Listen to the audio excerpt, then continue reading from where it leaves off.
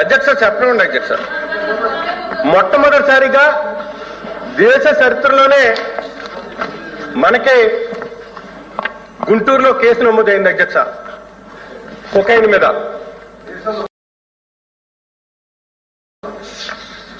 మీ ప్రభుత్వం వచ్చిన తర్వాత అధ్యక్ష, మీ ప్రభుత్వం వచ్చిన తర్వాతే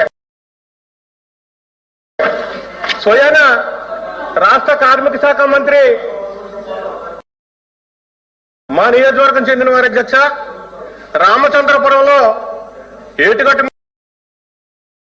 మీద వారు కాన్వాయ్ వెళ్తుంటే నలుగురు యువకులు విపరీతమైన గంజా తీసుకుని ఆ వెహికల్ అడ్డొచ్చి నానా హంగామా చేసినటువంటి పరిస్థితి ఉంది అధ్యక్ష.